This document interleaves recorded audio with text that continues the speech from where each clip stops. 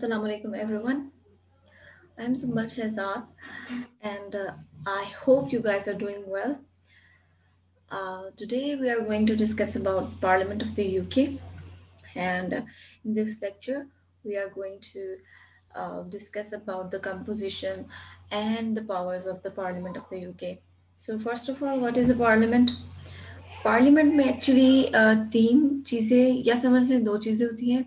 एक तो head of the state और दूसरा लेजिस्लेचर. फिर लेजिस्लेचर भी अगर वो सिंगल हाउस है तो वो, और अगर डुअल हाउस है या बाई कैमरल लेजिस्लेचर है तो वो दोनों हाउस आ जाएंगे. ठीक है. तो यूके की पार्लियामेंट का पार्ट कौन कौन है? तीन चीज़ें हैं. क्राउन है, हाउस ऑफ द कॉमन्स है and House of the Lords है. ठीक है. बट प्राइमरी फंक्शन या मेन फंक्शन पार्लियामेंट्री जो फंक्शंस हैं वो कौन परफॉर्म करता है? वो House of the Commons perform करते हैं. क्योंकि जो भी लॉ पॉलिसी या कुछ भी बना रहे हैं तो ना मोनार्क साइन करने से रिफ्यूज़ कर सकता है, ना हाउस ऑफ द लॉर्ड्स उसको वीटो कर सकते हैं, कैंसिल कर सकते हैं. सिर्फ और सिर्फ डिले कर सकते हैं, और वो भी एक सर्टन टाइम पीरियड है. मनी बिल जो है वो 1 महीने के लिए डिले हो सकते हैं, और बाकी जो आम लॉज है या बिल्स हैं उनको 1 साल के लिए डिले किया जा सकता है. राइट. अच्छा, इसके अलावा इनकी जुडिशरी भी इतनी पावरफुल नहीं है कि वो इनके काम को रोक सके. जैसे पाकिस्तान में है कि आपको पता है जुडिशरी काफ़ी पावरफुल है, तो वो हमारी जो पार्लियामेंट जो भी लॉज पास करती है तो उसको एक जुडिशियल रिव्यू देती है. तो वहाँ की जुडिशरी इतनी ज़्यादा पावरफुल नहीं है. देन हमारे पास हाउस ऑफ द कॉमन्स की कंपोजिशन है. अब ये क्या है? हाउस ऑफ द कॉमन्स में जितने मेंबर्स हैं उनकी तादाद 650 है. ठीक है. लेकिन कुछ ऐसे सिटीजन्स हैं, जैसे हमने फ्रांस के उसमें पढ़ा था लेजिस्लेचर में, कि कुछ सिटीजन्स आर एक्सक्लूडेड. ठीक है. वो अपार्ट नहीं बन सकते कभी भी उनकी लोअर हाउस का. तो यहाँ पर भी इनके हाउस ऑफ द कॉमन्स का पार्ट नहीं बन सकते कुछ लोग. अब वो लोग कौन कौन से हैं? वो क्लर्जी है सर्टन डोमिनियंस की. अब वो क्लर्जी में कौन से लोग हैं? Church of England, church of Scotland. ठीक है. आयरलैंड के प्रीस्ट. फाइन. एंड देन जो रोमन कैथोलिक चर्च के प्रीस्ट्स हैं वो भी नहीं आ सकते. ऐसे लोग जिनकी एज 21 से कम है वो नहीं पार्ट बन सकते. फिर ल्यूनेटिक्स, ल्यूनेटिक्स का मतलब होता है पागल. ठीक है. एंड देन बैंक्रप्ट्स एंड फेलेंस, ये लोग पार्ट नहीं बन सकते. फेलेंस जो है वो किसी मुजरिम को कहते हैं जिसने कोई हीनियस क्राइम कमिट किया हो. और बैंक्रप्ट्स आपको पता ही होगा. ठीक है. उसके बाद हम देखते हैं कि कुछ नहीं बल्कि जितने भी पेयर्स हैं वो एक पेरेज एक्ट 1963 के बाद अ, नहीं बैठ सकते हाउस ऑफ द कॉमन्स में. अगर कोई पेयर है तो उसको अपनी पेयरशिप जो है वो रिनाउंस करनी पड़ेगी, और उसके बाद वो हाउस ऑफ द कॉमन्स में बैठ सकता है, और जो है वो प्राइम मिनिस्टर इलेक्ट हो सकता है. ठीक है. अगर वो इलेक्ट होना चाहता है या member of the parliament elect होना चाहता है तो वो अपनी पहले पीरियड छोड़ेगा. अच्छा, जितने भी एमपीज हैं उनको कितने पैसे दिए जाते हैं? उनको 3250 एनुअल सैलरी दी जाती है टैक्स डिडक्ट करके. और ये एक समझ लें कि एक हैंडसम अमाउंट है. फाइन. जो एक आम जो है सिटीजन ऑफ द यूके को मिलनी चाहिए. देन हम देख लेते हैं कि इस हाउस के पावर्स फंक्शंस क्या है. तो ये मैंने डिटेल लिखी है, मतलब पॉइंट्स लिखे हैं जिसमें लेजिस्लेटिव फंक्शन है, एग्जीक्यूटिव का कंट्रोल है, फिर एडजर्नमेंट मूवमेंट है, vote of no confidence, finance का कंट्रोल इनके पास है, ventilation of the grievances and educative function.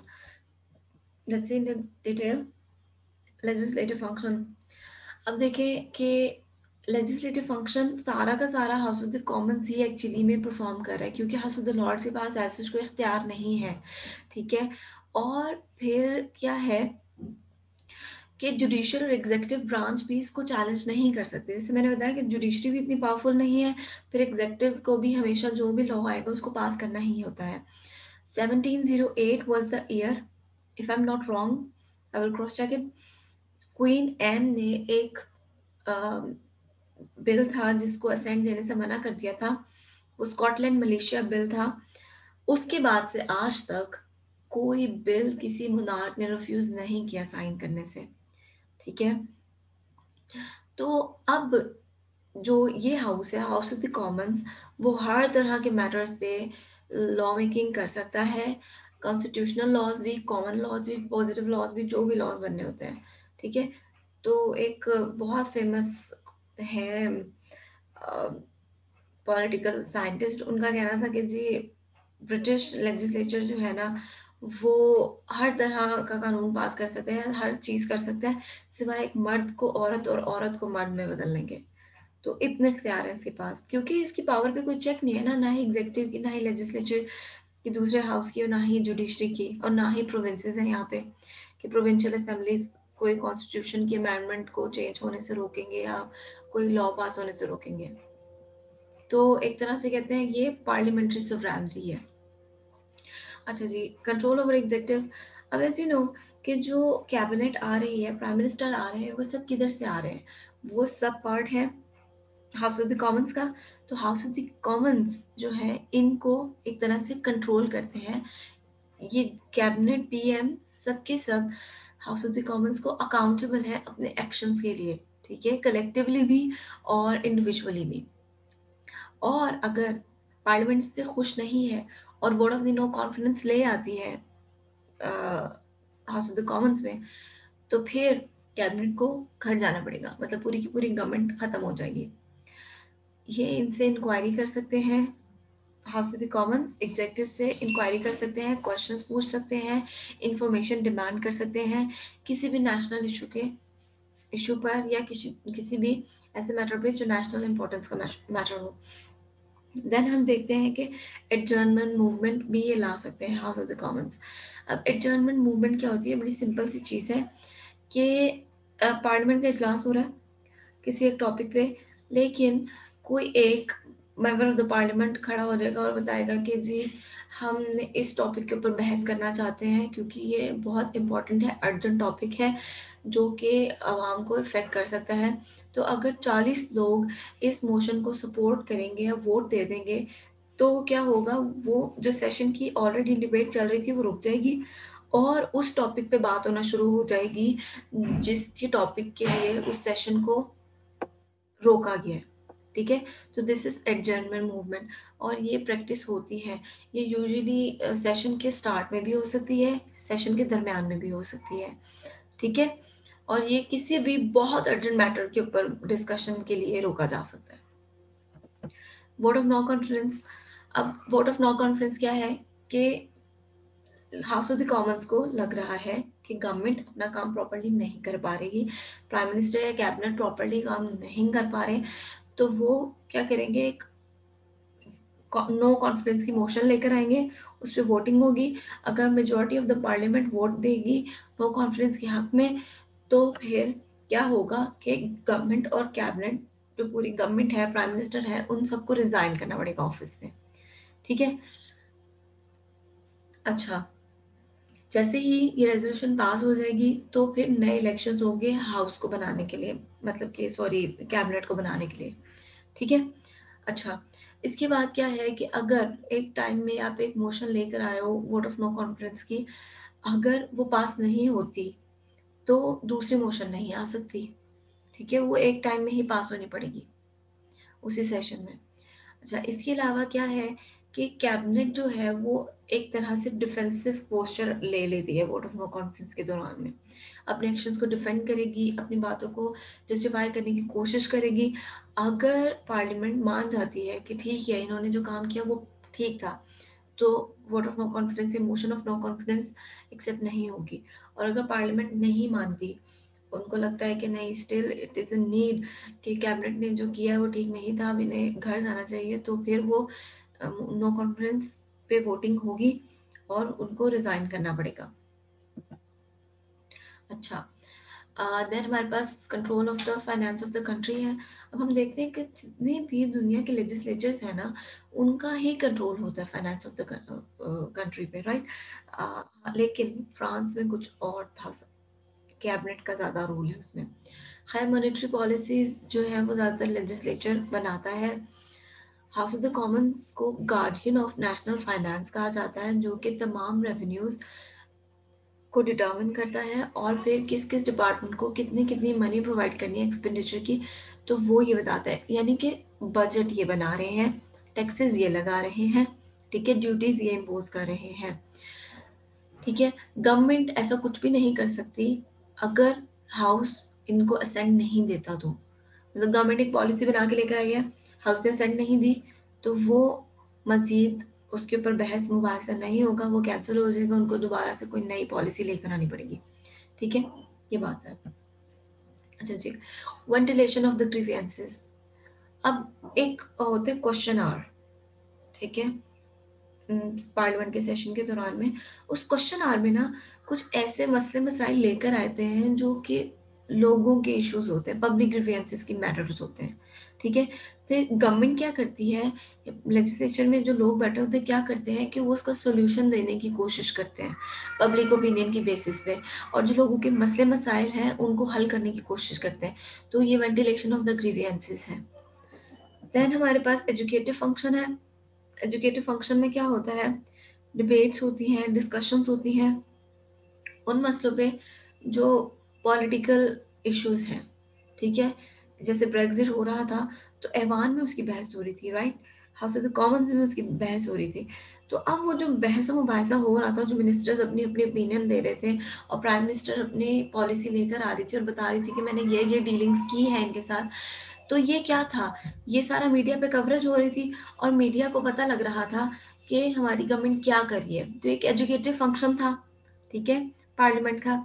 उसके बाद क्या है, अब इनसे क्या होता है कि पब्लिक ओपिनियन बिल्ड होती है, लोगों को पता लगता है कि ये मैटर कितनी इम्पोर्टेंस का है, ठीक है, और उनको पता भी लगता है कि हमारे मुल्क में क्या हो रहा है या दुनिया में क्या हो रहा है, क्योंकि पार्लियामेंट जो है उसके प्लेटफॉर्म पे किसी एक मसले को डिस्कस किया जा रहा है, तो ये एजुकेटिव फंक्शन है। तो इस तरह पॉलिटिकल एजुकेशन या पॉलिटिकल सोशलाइजेशन के चांसेस बहुत बढ़ जाते हैं। अच्छा, नेक्स्ट हमारे पास आ गया है House of the Lords. House of the Lords क्या है, इनकी सेनेट है, ये अपर हाउस है, फाइन। अब इसमें जो है ना इलेक्टेड लोग नहीं है, वो सब जो हाउस ऑफ द कॉमन्स में हमने देखे ना वो सारे के सारे इलेक्टेड लोग थे।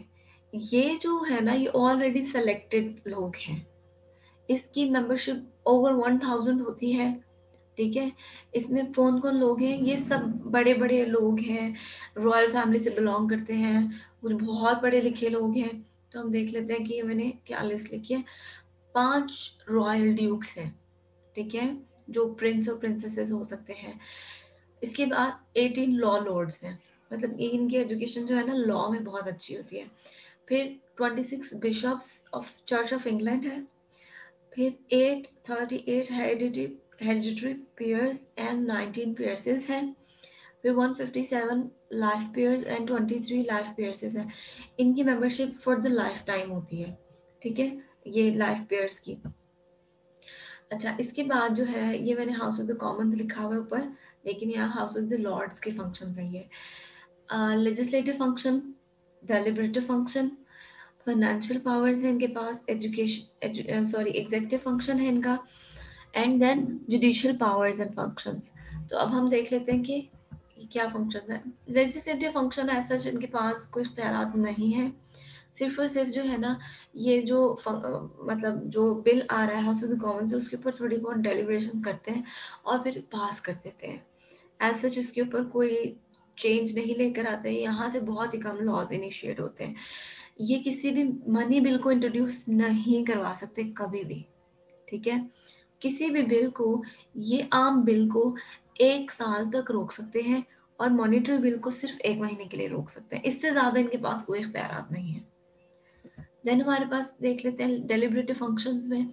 अच्छा, ये लोग बहुत स्किल्ड लोग हैं, वाइज लोग समझे जाते हैं, क्योंकि भाई ये रॉयल फैमिली से भी बिलोंग करें, फिर लॉ लॉर्ड्स हैं, फिर चर्च ऑफ इंग्लैंड के बिशॉप्स हैं, तो इनको समझा जाता है कि ये बड़ी स्किलफुल और बड़े अ, अच्छे दिमाग वाले लोग हैं, वाइज लोग हैं, ठीक है। तो यहाँ डेलिब्रेटिव फंक्शंस बहुत ज़्यादा एक्सटेंसिव होते हैं, ठीक है। एग्जॉस्टिव डिस्कशंस होती है पब्लिक इश्यूज के ऊपर, पब्लिक इंपॉर्टेंट मैटर्स के ऊपर, ठीक है, और फिर किसी अच्छे सोल्यूशन को ये पेश करते हैं। Mostly diplomats, governor generals and governors यहाँ से अपॉइंट होते हैं, इस हाउस से लिए जाते हैं, क्योंकि इनको स्किल्ड लोग समझा जाता है, वाइज एस्ट्यूट लोग समझा जाता है। देन फाइनेंशियल पावर्स है इनके पास। क्या फाइनेंशियल पावर्स है? ऐसा कोई फाइनेंशियल पावर नहीं है, कोई मनी बिल तो ये दे नहीं सकते, और किसी मनी बिल को रिजेक्ट नहीं कर सकते, सिर्फ और सिर्फ 1 महीने के लिए रोक सकते हैं। तो ऐसा इनके पास कोई फाइनेंशियल पावर नहीं है। देन हमारे पास क्या है? Executive function. अच्छा, एग्जीक्यूटिव फंक्शन क्या है कि जो है ना, एज सच एग्जीक्यूटिव फंक्शन भी इनके पास एज सच कुछ भी नहीं है। कैबिनेट के मेंबर्स भी बहुत कम लोग चुने जाते हैं। यूजुअली जो हाउस ऑफ द लॉर्ड्स के जो चेयरमैन होते हैं ना, वो पीएम की कैबिनेट का लाजमी पार्ट होते हैं। और अगर किसी इंसान ने, मतलब किसी भी हाउस ऑफ द लॉर्ड्स के मेंबर ने पीएम बनना है, तो उसे अपनी पेयरेज छोड़नी पड़ेगी, राइट? उससे अपनी पोस्ट से रिजाइन करना पड़ेगा, और फिर वो दोबारा इलेक्शन लड़ेगा, और फिर हाउस ऑफ द कॉमन्स का पार्ट बनेगा, और फिर वो वहां से पीएम बन सकता है। फाइन। तो ये ऐसा जिनके पास कोई इख्तियारात नहीं है। हाँ, बट ये क्या कर सकते हैं, ये किसी भी मिनिस्टर को अकाउंटेबल कर सकते हैं फॉर हिज और हर एक्शंस। ठीक है, तो उनको इंक्वायर कर सकते हैं, उनसे क्वेश्चंस वगैरह पूछ सकते हैं। देन हम देखते हैं जुडिशियल पावर्स एंड फंक्शन। ये थोड़े से इनके पास ज़्यादा है। ये हाईएस्ट कोर्ट ऑफ अपील है, ठीक है, इन यूके। तो ये सुप्रीम कोर्ट की तरह काम करता है। किसी भी मसले की अपील आपने लेके जानी है तो आप यहाँ लेके जाएंगे, स्पेशली जो स्टेट लेवल के इश्यूज हैं। देन यूजुअली इन कामों में कौन इन्वॉल्व होते हैं? लॉ लॉर्ड्स इन्वॉल्व होते हैं। थियोरेटिकली तो है कि पूरा House of the Lords involve होगा, बट प्रैक्टिकली सिर्फ लॉ लॉर्ड्स इन्वॉल्व होते हैं। ठीक है। अच्छा, अब ये क्या लिखा हुआ है? The House of the Lords is also a court for trial of a peer accused of treason and felony। अगर कोई पेयर, जो इनका पेयर है, वो इन्वॉल्व पाया गया है, या उस पर इल्ज़ाम लगा है कि इसने कोई बहुत बड़ी साजिश की है, या जुर्म किया है, या कोई गद्दारी की है, तो उसके खिलाफ जो भी मुकदमा चल रहा है वो हाई कोर्ट या सुप्रीम कोर्ट में नहीं चलता, वो हाउस ऑफ द लॉर्ड्स में चलता है। ठीक है, तो एक तरह से वो एक ट्रायल कोर्ट है इन पेयर्स के लिए। तो ये हमारा इख्तिताम हुआ आज के लेक्चर का। आई होप कि आपको बातें समझ आई होंगी। अगर आपको कुछ भी सवाल है, कोई भी इशू है, या मेरे से कोई मिस्टेक हो गई है, तो kindly mention that in comment, और मैं आपके क्वेश्चंस का जवाब भी दूंगी, मैं अच्छा रिस्पॉन्स करूंगी इंशाल्लाह, और मेरी कोशिश यही होगी। लेकिन इसके अलावा आपने एक और भी काम करना है, आपने मेरे चैनल को सब्सक्राइब करना है, लाइक करना है, एंड बेल के आइकन को काइंडली प्रेस कर दें, ताकि आपको वीडियोस की नोटिफिकेशंस मिलते रहें।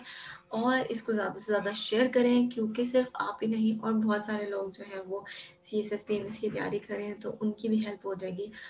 और जब हम दूसरों की मदद करते हैं तो अल्लाह ताला हमें ज़्यादा देता है। तो इसी के साथ इख्तिताम करते हैं अपनी वीडियो का। अल्लाह हाफिज़।